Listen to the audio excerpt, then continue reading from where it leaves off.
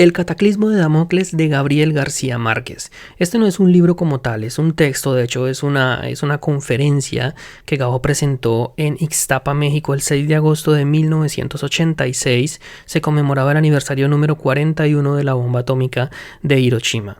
Es importante entender que este texto se da en el contexto de la Guerra Fría. Y la Guerra Fría fue, históricamente fue ese periodo en el que la Unión Soviética y los Estados Unidos de América se disputaron la supremacía militar, económica, tecnológica del mundo entero. Y parte de esa pugna entre las dos potencias era la guerra armamentística. Mirar cuál de los dos se hacía con las bombas más potentes, con las armas más letales, y esto con el objetivo de disuadir a su adversario de atacarlo directamente. Por eso se denominó Guerra Fría. Fría porque entre las dos potencias no se atacaron directamente, pero sí que fue cierto que hubieron muchísimas guerras, muchas invasiones a otros países por parte de cada uno tanto de la Unión Soviética invadiendo países aliados de Estados Unidos, como Estados Unidos invadiendo países aliados de la Unión Soviética.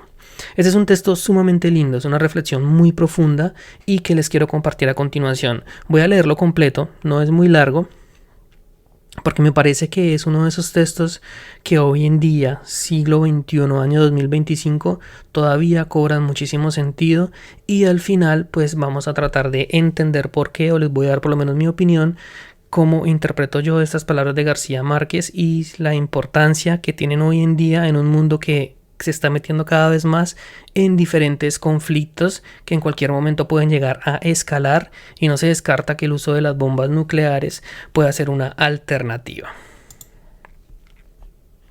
Voy a leer textualmente el texto de García Márquez a continuación. Un minuto después de la última explosión, más de la mitad de los seres humanos habrá muerto. El polvo y el humo de los continentes en llamas derrotarán a la luz solar, y las tinieblas absolutas volverán a reinar en el mundo. Un invierno de lluvias anaranjadas y huracanes helados invertirá el tiempo de los océanos y volteará el curso de los ríos, cuyos peces habrán muerto de sed en las aguas ardientes, y cuyos pájaros no encontrarán el cielo. Las nieves perpetuas cubrirán el desierto del Sahara. La vasta Amazonía desaparecerá de la faz del planeta destruida por el granizo, y la era del rock y de los corazones trasplantados estará de regreso a su infancia glacial. Los pocos seres humanos que sobrevivan al primer espanto, y los que hubieran tenido el privilegio de un refugio seguro a las 3 de la tarde del lunes aciago de la catástrofe magna, solo habrán salvado la vida para morir después por el horror de sus recuerdos. La creación habrá terminado.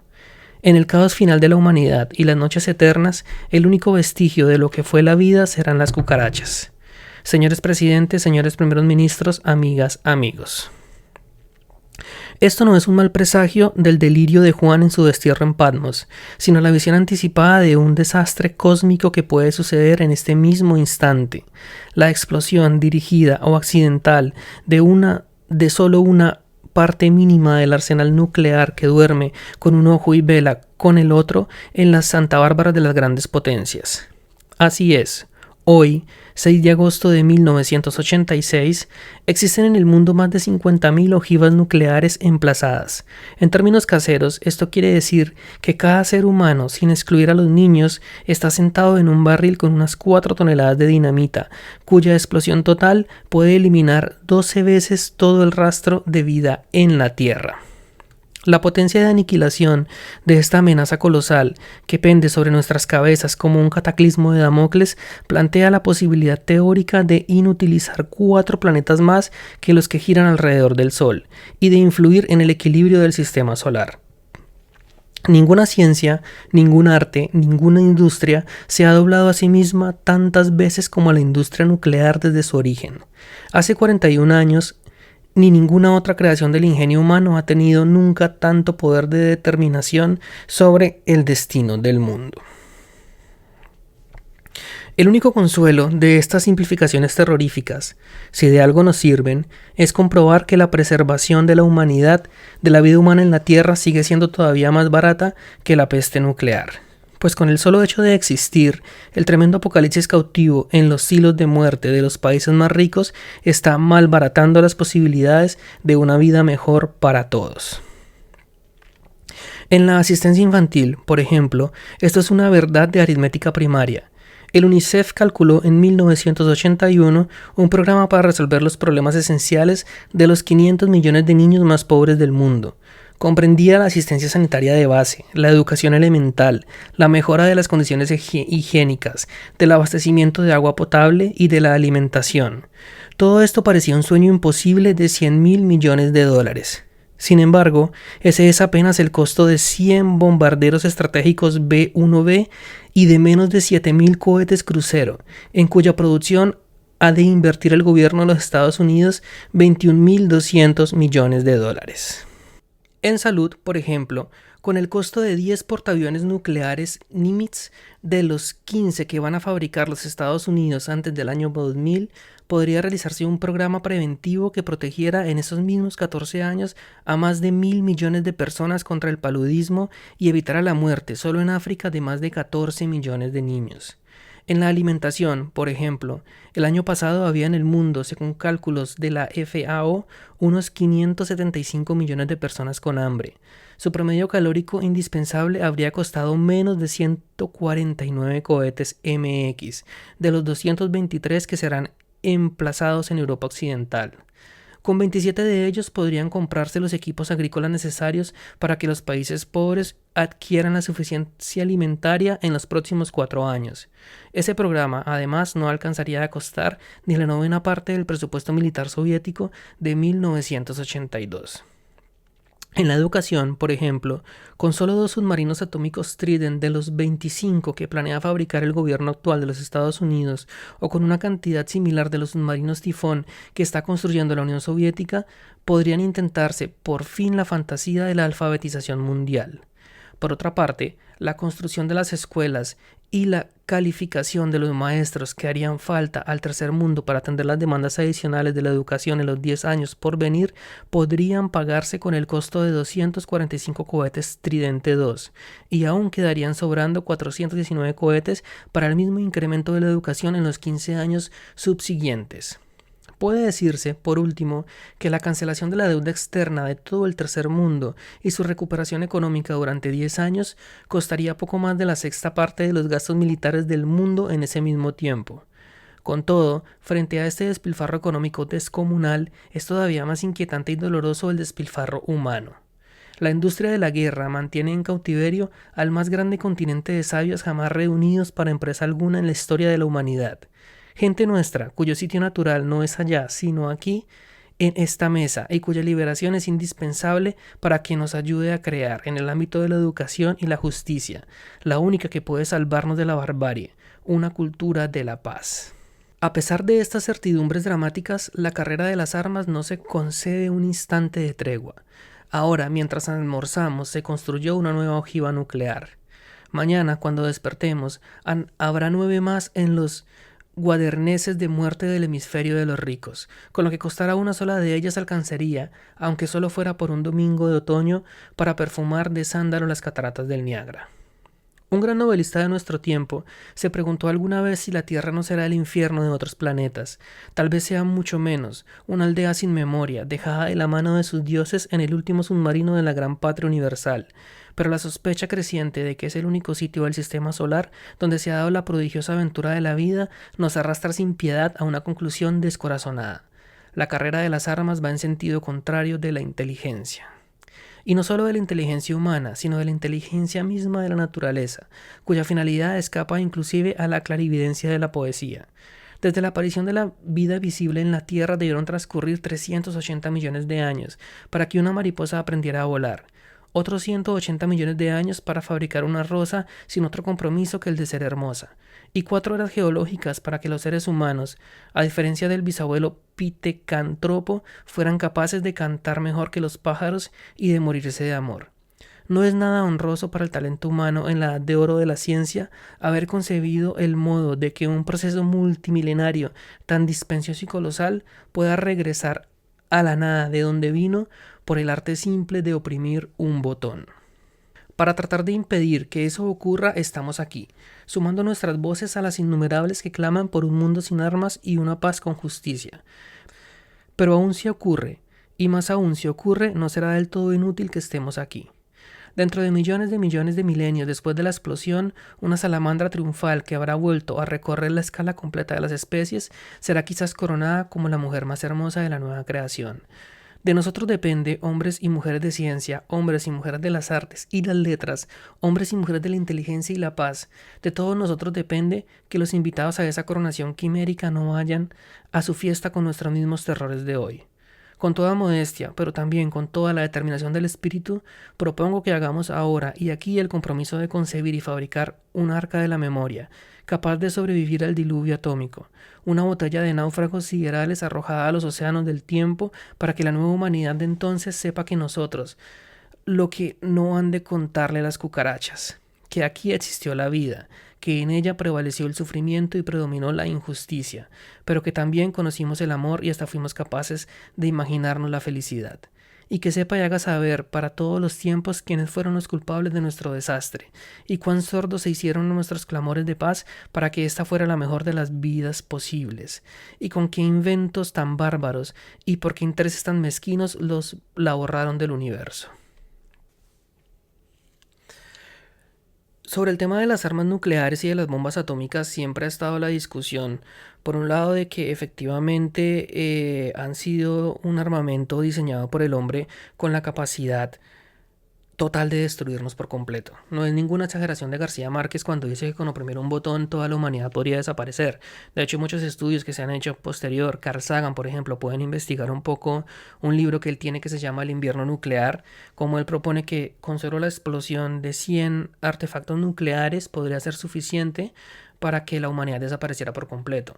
Y no es tanto el impacto directo de la explosión, que puede matar millones de personas en un solo segundo, sino más adelante toda la contaminación, la radiación, toda esa nube de polvo que contamina la atmósfera va a impedir que los rayos de sol entren en la Tierra y por ende entremos en un invierno bastante contaminado, bastante radioactivo que haga que en ninguna parte del mundo se pueda escapar de sus consecuencias y por ende pues los sobrevivientes que queden de las explosiones van a morir más adelante por enfermedades, radiación, contaminación, falta de agua pura, en fin, cualquier cantidad de etcéteras. Eso es cierto por un lado. Ahora, por otro también está la idea de que es gracias a las armas nucleares que por fin la humanidad ha vivido un periodo de paz entre comillas. Vamos a decir, si comparamos las guerras que han habido después de la Segunda Guerra Mundial hasta la actualidad con las guerras que habían antes, pues nos damos cuenta que han disminuido en el impacto que tienen al no escalar tanto. Antes del siglo XVII, siglo XVI, históricamente sabemos que los imperios iban con su idea de acabar con todo el mundo hasta que alguien tuviera que frenarlos. Los últimos casos fueron los de Napoleón y más adelante Hitler, cuyo objetivo era realmente conquistar todo el planeta. Después de eso, y al darse cuenta que existían las bombas atómicas y las armas nucleares, todas las potencias, por decirlo de alguna forma, saben que es imposible. Saben que en el momento que ataquen a otra potencia nuclear, la respuesta va a ser demoledora y todos van a salir perdiendo. Entonces no tiene sentido hacer una guerra donde todos vamos a perder. Entonces esa arma disuasiva ha hecho que las guerras no escalen tanto y por eso es que muchos atribuyen a la aparición de las bombas atómicas como el principal factor para que no exista una nueva guerra mundial. Esto es cierto entre comillas, pero tiene un problema y es la conclusión que yo saco en este momento, y es que la tecnología para acceder a estas bombas atómicas, a las armas nucleares, es cada vez más accesible. Si ustedes miran, por ejemplo, cómo se hizo Pakistán con la bomba atómica, que es una de las potencias nucleares, fue prácticamente a través del tráfico de la información. Un traficante le vendió toda la fórmula, los secretos, ellos después consiguieron las materias primas y al final pudieron hacerse con la bomba atómica. Hoy en día son cada vez más los países que empiezan a sumarse a esta lista de potencias nucleares. Pero mientras lo controlen gobiernos, mientras sean estados los que tengan la posesión de estas bombas atómicas, por muy tiranos o locos que nos parezcan, como puede ser el caso de Corea del Norte, como que el peligro de que la lleguen a usar no es tan alto, siempre va a ser un arma de un corte disuasivo. Pero ¿qué va a pasar en el momento en el que una organización terrorista, como lo fue una Al-Qaeda, como un ISIS, como un ETA, llegue a hacerse con una bomba de estas? Evidentemente no van a dudar en usarlo, y para que eso pase solo hace falta que alguna de estas agencias como el FBI, como la CIA, agencias de inteligencia que se encargan de evitar que esto pase, falle, o que los delincuentes sean mucho más hábiles y logren conseguir pues la materia prima y las formas de hacerse con uno de estos artefactos para que podamos tener un atentado terrorista de magnitudes que no se han visto. Por otro lado, más allá de las bombas atómicas, Gabriel García Márquez hace mucha referencia en el libro a los presupuestos de defensa de los países, todo lo que se gasta en los países en armamento, en construir misiles, y estos sí que son utilizados. Hoy en día, después del 2020, tristemente vivimos en un mundo otra vez en guerra. Se hace mucho énfasis en la guerra de Rusia y Ucrania, en la guerra de Israel contra Irán y contra sus proxies, el triste genocidio del pueblo palestino, pero la realidad es que son más de 52 conflictos que están abiertos. Hay guerra civil en Birmania, hay guerra en África, hay guerra en Haití, hay guerra en Georgia, y todos esos conflictos no tienen la suficiente difusión a través en los medios, en la prensa. Es decir, que constantemente todos los países tienen que invertir grandes cantidades de dinero en armamento cuyo único objetivo es asesinar y acabar con la vida. Y analizar particularmente el contexto de la guerra de Ucrania y de Rusia es particularmente triste, paradójico y es una muestra de lo ridículo que somos los seres humanos. Porque estábamos en la pandemia, final de 2019 con 2020 llega un virus que está amenazando con acabar la vida humana. Qué tan grave fue en ese momento no se sabía, pero lo cierto es que todos los países sumaron todos sus esfuerzos, invirtieron gran cantidades enormes de dinero, colocaron a la población en cuarentena, teniendo en cuenta las consecuencias a nivel económico que esto conllevaba, porque toda la producción se paró en todo el mundo, y también a nivel de salud mental. Encerrar a la gente en sus casas durante un periodo muy prolongado de tiempo tuvo consecuencias a nivel de la salud mental demasiado fuertes. Sin embargo, todos esos sacrificios se hicieron precisamente para evitar que las consecuencias de la pandemia fueran mayores, para evitar que la gente se siguiera muriendo por culpa del virus hasta que se sacó la vacuna y bueno, todo lo que vino después. Sin embargo, una vez como que el mundo salió de esto, dijimos, listo, ya nos gastamos una millonada en preservar y en salvarnos del coronavirus. Ahora bien, vamos a gastarnos una cantidad de dinero similar para matarnos en la guerra de Ucrania. Eso como que no tiene sentido. Si ustedes les puedo dejar de tarea que averigüen en internet cuánto cuesta estos misiles de crucero que son utilizados en Israel, en Irán, en Rusia, en Ucrania. Estamos hablando de cifras de arriba de $1.000.000. Es decir, un estado se gasta $1.000.000 para producir un misil cuyo único objetivo es dispararlo sobre un restaurante, sobre un hospital, sobre un campo de refugiados y sobre militares, evidentemente, que yo sé que muchas veces en el contexto de la guerra las víctimas militares no suelen contarse como tan graves. Sin embargo, antes de ser soldados son humanos, son personas que son padres, que son hijos, que tienen hermanos, que tienen familia, que los esperan de regreso. Sin embargo, se listaron en el ejército por la razón que haya sido. Y esas personas, pues un misil cae en un cuartel militar y mata a 100, 200 soldados. Uno va a decir, ok, eran militares. Sin embargo, también hay que tener en cuenta que eran seres humanos y son vidas que se están perdiendo. Entonces, nuevamente, si tomamos lo que en cuenta, lo que nos decía Gabriel García Márquez en el Cataclismo de Damocles, nos damos cuenta lo sin sentido, lo ridículo y lo absurdo que somos los seres humanos.